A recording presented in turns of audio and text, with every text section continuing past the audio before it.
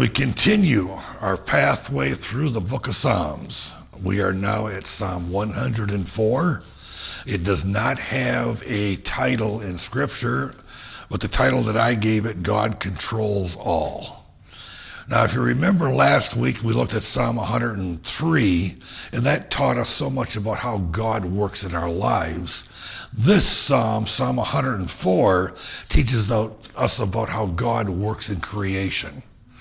Now, there's a whole bunch of stuff that we could get into and to show how the fallacies of evolution and how creation, you might say, is the only logical explanation for how things came into being. And we've done that, and it's been done by many people, but instead, I'm going to tell you a story that I've told you twice before, and this is going to be the third time, but it's been a fair number of years, okay? So, and even if you've heard the story before, you will see the connection. And the story has a title, and it's called The Whole Story, okay? And whole meaning a whole, not the whole story, okay? So you got to understand this, okay? And this goes back to my childhood, growing up in Michigan, close to Lake Michigan. And along the shore of Lake Michigan, on that side, there are sand dunes. And those sand dunes are fairly large. They're not quite as big as the hills and the mountains here in Tennessee, but they're still substantial. Okay, and the sand dunes are made up of what we would call beach sand. Okay, the entire thing. It's huge piles of this yellow sand.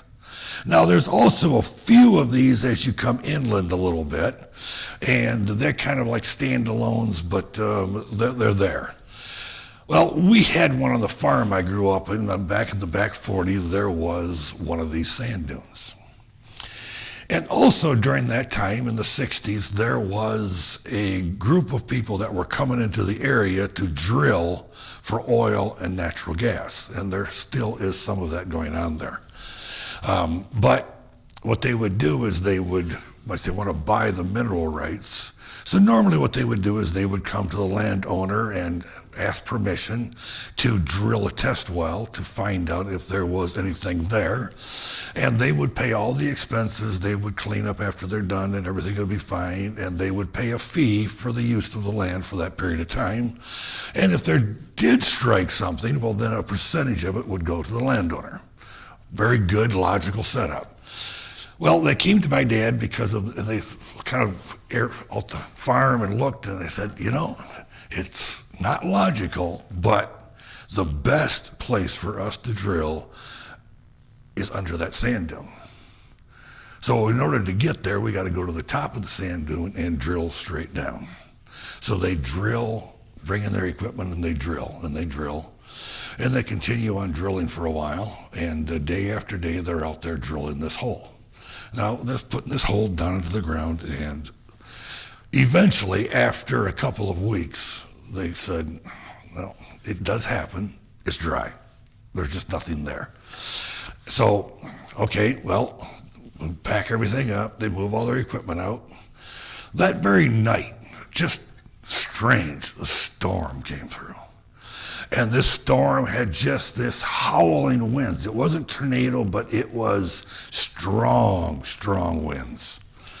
And they came through, and it didn't do any damage really on the buildings on the farm, but it blew that entire sand dune away. It's gone. And what's left is just the hole. That's all that's left. You got this hole standing there, and this thing is like 100 foot tall, 150 feet tall. Well, that really isn't good, because you really can't have this hole standing there, because if it falls over, might say the damage it could do. So we figured, well, probably better do something about it, so we'll go get the chainsaw, go out there and cut the hole down. But now you've got this long hole laying across the field. Well, this is always going to be a problem. Well, maybe this is, instead of a problem, it's an opportunity. Cut it into 4-foot sections, load it up on the wagon, set it out by the road, and sell post holes. perfect solution, okay? Now, this story is as logical as the story of evolution. Think, common sense, and realize. Make sense? Follow it. If I left you in the lurch and you're trying to figure this out, think again, okay? Because there are certain facts in life that cannot be real. And there are certain things that are. Okay? When you mix the two, you have to learn how to separate out truth from fiction. And this is what is required when we look at how did everything come into being. Which concept actually is logical and which one has such huge holes in it that it can't be so. Psalm starts off with, just like last week, bless the Lord, O my soul. And if you remember last week, we looked at bless. When it's applied to God, it means to praise, but with a strong implication of devout affection. So it's not just praise, it's strong. And it also starts off with, oh, my soul. And we looked at last week how the soul is the essence of who we are. The soul is what continues living on after this body dies. So we're getting it down deep inside of who we are, and we're praising strong devotion and affection to our God.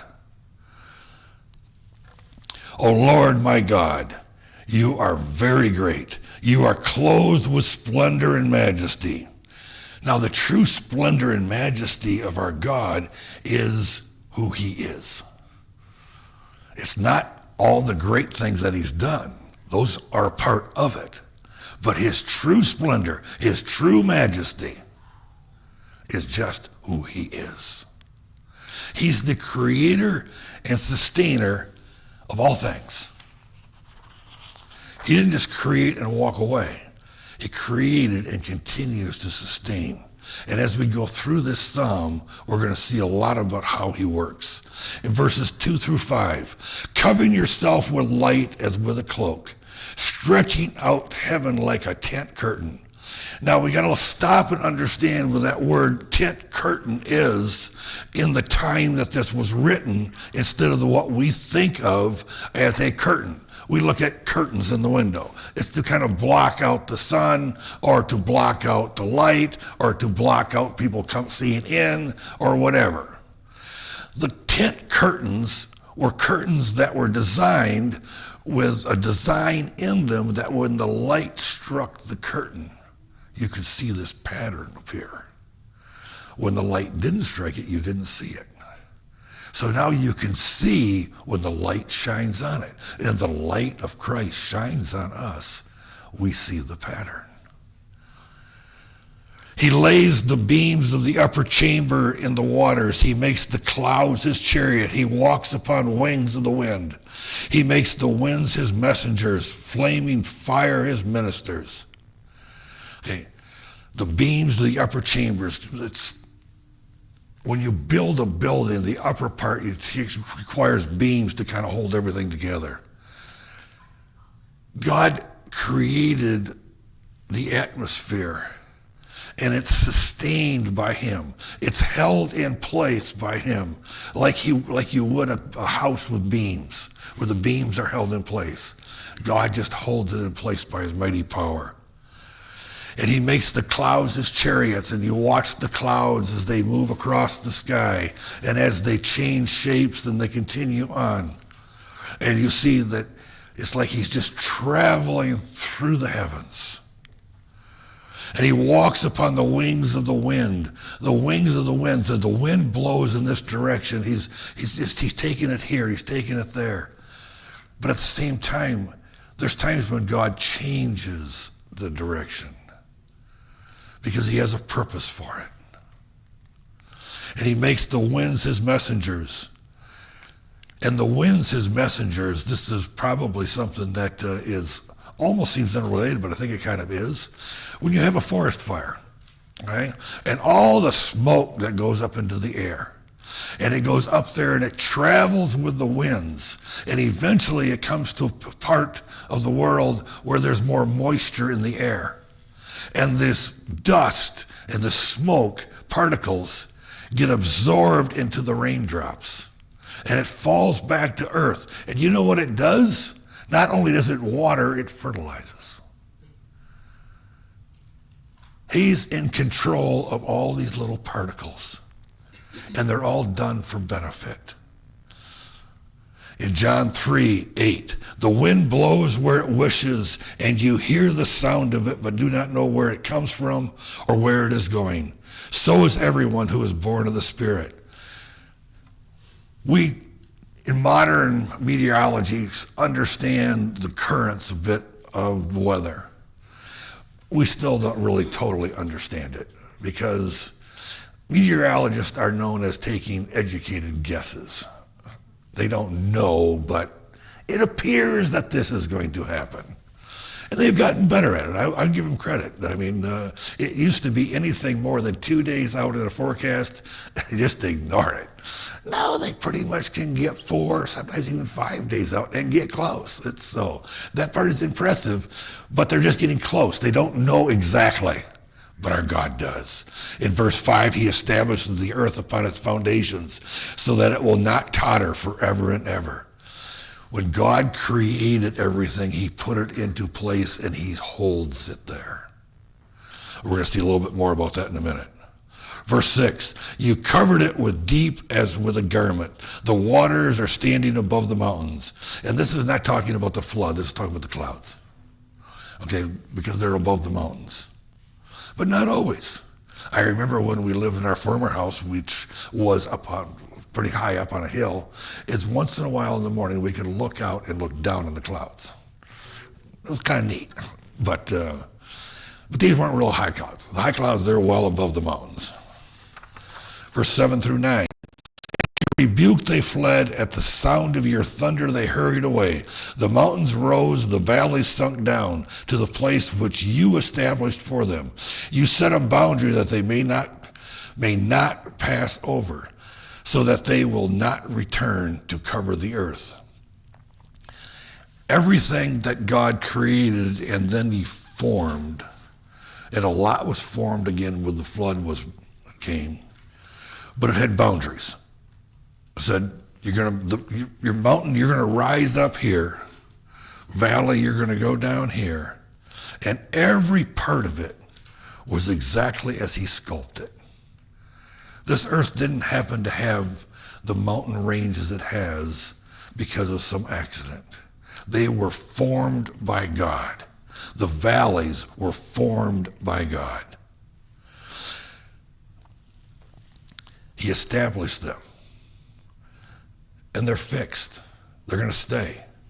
Now, we get slight changes because of weather and all of this, but the basic concept of the earth, you've not heard where historically there used to be a mountain range over that ran through Nebraska, but now it's all plains. No, the mountain ranges were put in place. The plains were put in place. And they've been that way for a long, long time. But you set the boundary. And these boundaries are interesting because these boundaries, quite often the natural boundaries on the earth, are also the boundaries of nations. You have a nation that goes up to an ocean or a sea, sometimes a river, sometimes forest, sometimes swamps. If you look at the layout of nations, you will see an awful lot of time there is a natural boundary that was put in place. And as part of, again, how God's control over everything. Verse 10 through 13, he sends forth springs in the valleys, then flow between the mountains. They give drink to every beast of the field. The wild donkeys quench their thirst. Besides them, the birds of the heavens dwell. They lift up their voices among the branches. He waters the mountains from the upper chambers, and the earth is satisfied with the fruit of his works. Springs crop up. They flows down the mountains. What for? To give water to the animals and man. But the animals have to have water too. He provides it. The birds of the heavens, they sing. They lift up their voices in the branches. And then he waters the mountains from his upper chambers and the top of the mountains. What do you have on the top of the high mountains? You have snow. Why do you have snow? Because God designed it so that when you get that far up in the atmosphere, that the water would freeze and come down as snow. It would sit there, and eventually it would start melting. As it starts melting, streams of water come running down. And it goes on consistently. If you've ever been out to the Rockies and you watch these streams of water coming down from the mountains as they work their way through, and this can be in the middle of a drought, but it just keeps flowing. It just keeps flowing. Verses 14 and 15, he causes the grass to grow for the cattle and vegetation for the labor of man, so that he may bring forth food from the earth, and wine which makes man's heart glad, so that he may make his face glisten with oil, and food which sustains man's heart. He causes the grass to grow so the cattle can eat. Okay? And then vegetation for the labor of man. And labor of man is not a negative, it's not the curse. The curse was the thorns and the thistles that were going to come up. But labor in and of itself is good. For us not to have labor, to have everything provided for us where we don't have to do anything for it, is not good. God's design is for us to work, not to just sit around and do nothing. That's not God's design. So that he may make his face glisten with oil, and food which sustains man's heart. So it's not just food to sustain a man, but also his heart. Because when we are satisfied, when we have those things we need, I'm not talking about wants, I'm talking about needs. When we are satisfied with what God has given us, it makes us joyful. It does. Verses 16 and 17, the trees of the Lord drink their fill, the cedars of Lebanon which he planted, where the birds build their nests, and the stork whose home is in the fir trees. Now, that one line there, the trees of the Lord drink their fill. That's interesting. Do trees know how much water to take in?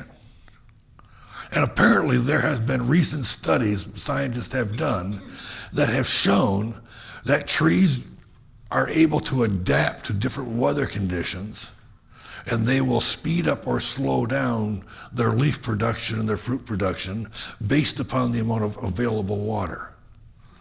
And like they can adjust for the lack of water, and they can adjust for when there is an abundance of water. Again, this happened by chance. Like, come on. There's a hole in that story too. Okay. Verse 18, the high mountains are for the wild goats. The cliffs are the refuge for the Shephon. And that is a word that seems to be, I can't even pronounce how to pronounce, but it's one of those words that nobody really knows for sure what the definition is. Okay, but the teaching is clear, okay? Because it talks about the wild goats, and we think of mountain goats, okay? Throughout the entire world, whether you are going up into the mountains, or you're going on the cliffs, or you're going into the plains and the prairies, or you're going to the rivers and streams, the ocean, there's life of some sort. And it is life that is designed for that part of the world, for that elevation, for that steepness of mountains, for whatever, for the depths of the sea. There's life. So God created all of these different species, all these different types, and gave them particular abilities so that they would be able to live in areas where even man can't live. He wouldn't be able to survive, but the animals can. And that's really what this verse is teaching us. The idea seems to be that even the wildest situations and the most inaccessible to man afford shelter and substance to some form of life and are therefore proofs of the divine benevolence and wisdom. Verse 19 and 20. He made the moon for the season. The sun knows its place in the setting. You appoint darkness and it becomes night, in which all the beasts of the forest prowl about. Now, another one of these that we're really familiar with is, you might say how the earth rotates and gives us day and night, and then we get the seasons going, you might say, around the sun, and the moon goes around. We're familiar with these terms, leap year, and now even leap seconds. Have you ever heard of leap seconds? Yeah, that's another thing. That every year there is, I think, like 4 seconds added to the atomic clock to get it on place. Right? Yes, or every 4 years. So there's what they call leap seconds. Okay, you have the leap year, which is once every 4 years. Okay, you add a day, like we have this year, we're in a leap year. Now, you think, well, is this possible that God didn't quite get that clock working right? No. God had the clock working right. Man just didn't calculate it correctly. Okay? That's the part we have to recognize. God had it laid out exactly, because if it wasn't an exact timing, there wouldn't be a leap year and there wouldn't be leap seconds that always brings it back onto man's timing. It isn't God's timing that changed. His timing is perfect. Everything he does is on a perfect timing. When they have to get down and add leap seconds, what they're doing is they're saying, God, we just didn't quite get it right, so let us cheat a little bit in order to make it up. Instead of changing everything, we'll just do this. You appoint darkness and it becomes night, verse 20 says, in which the beasts of the forest prowl about. And the vast majority of animals that you might say hunt do it at night. That is the norm. Okay? Verses 21 through 23, the young lions roar after their prey and seek their food from God. Here again, they get their food from God. When the sun rises, they withdraw and they lie down in their dens. They're night hunters. Okay? And then during the day, they go back to their dens. Well, what does man do? Verse 23, man goes forth to the work and to his labor until evening. Mankind generally works during the daylight hours. Now, there are people that work third shift and all of this, but the norm, and our societies are all built on that. Everywhere around the world, our societies are built upon the fact of you do your work while the sun shines. Verse 25b. Verse 24 into 25a. O Lord, how many are your works? In wisdom you have made them all. The earth is full of your possessions. The earth and there is the sea, great and broad, in which are swarms without number. We can look around through all of creation and we see the mighty hand of God, and we have to believe and understand and know without a doubt he made it. See, because if there isn't a God that made all of this, then we have zero value. But we have value. Jesus proved that. Jesus did not die to save worthless. He put a value on us. 25b and 26, animals both small and great. They're the ships moving along, and the Leviathan, which you have formed to sport on it. Now, the animals, both great and small, all the animals, okay? And then there are ships. This is how man goes across the oceans on ships.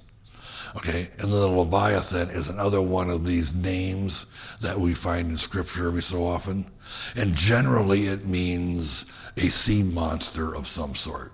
Okay, now a sea monster can be a whale. Any large fish, you might say, would be a sea monster. And then it's interesting. According to the University of Tennessee in Knoxville study, that find that fish play.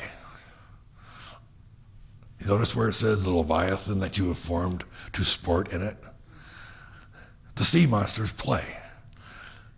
The University of Tennessee, or in Knoxville, says, yes, fish do play. We've seen other animals that play. Have some young calves out in the field. You see them play. You have cats that will play. You'll have dogs that will play. There's a lot of animals that actually will play. And so they say, yes, even the fish will. Does it mean that they have now proved that the Bible was right? No, the Bible was always right. They just found it out. Verse 27 and 28. They all wait for you to give them their food in due season. You give to them and they gather it up. You open your hand and they are satisfied with good. So many animals collect up for the winter and hoard it away. I mean, they didn't get this by just some strange accidental thing, because the first ones would have all died off the first winter and realized that, hey, if we would have stored up some food, we'd survive, but we ain't going to, so we're going to be all dead. Well, then there isn't quite a possibility for a next generation. But God put them in them to collect it up, to gather it up. And then God opened his hand and provided for them. Verses 29 and 30, you take away their spirit, they expire and return to their dust. You send forth your spirit, they are created, and you renew the face of the ground. Clearly teaching animals, when they die, are dead. That's it. They're not human beings. They don't have an everlasting soul. They have a spirit that God puts in them, which is their life. Okay, when that expires, they're dead. They turn to dust. And then God sends forth his spirit, and now you have new life through the process of birth, but they only become alive because God makes them alive. And they only live the length of days or years or whatever, and then they die. Verse 31, let the glory of the Lord endure forever. Let the Lord be glad in his works. Almost hate that verse because it's talking about let God, and which is really one of those irritating things, Understand the meaning as opposed to get too caught up in a particular word, which sometimes is difficult when you have a natural animosity towards a certain word or phrase. But the glory of the Lord endures forever.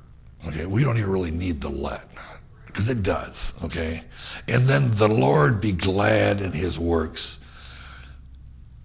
God is proud of what he's done, and every right to be so.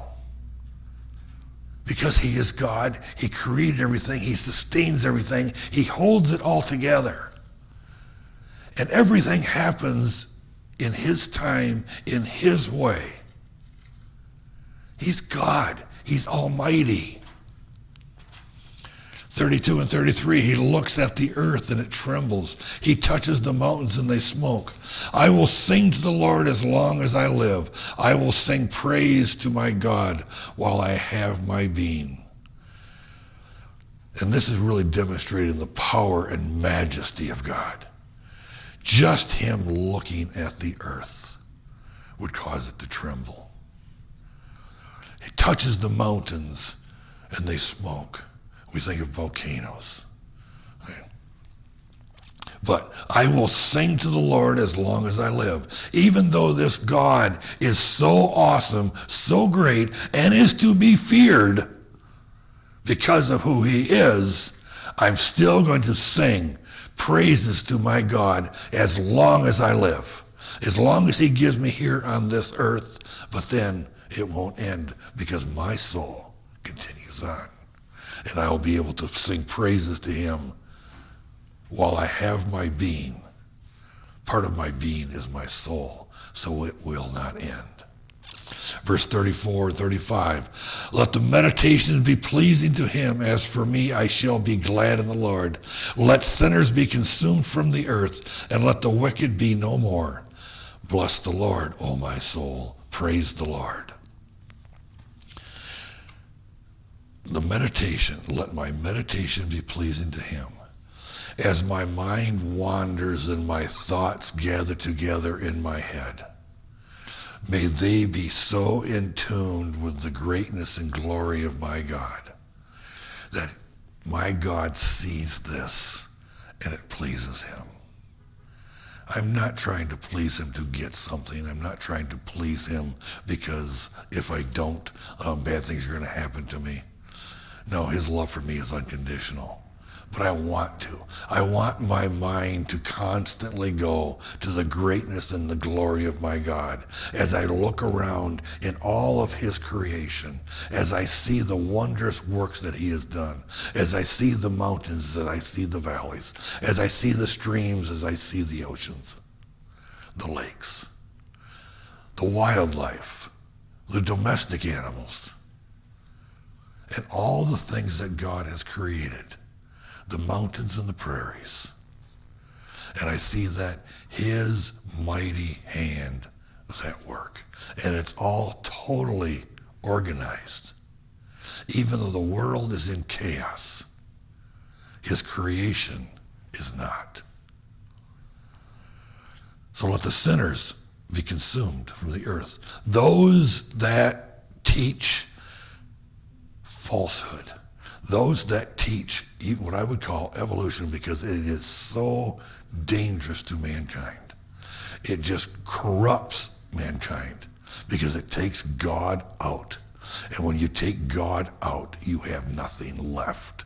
It is so hollow that the entire concept of evolution is the whole story.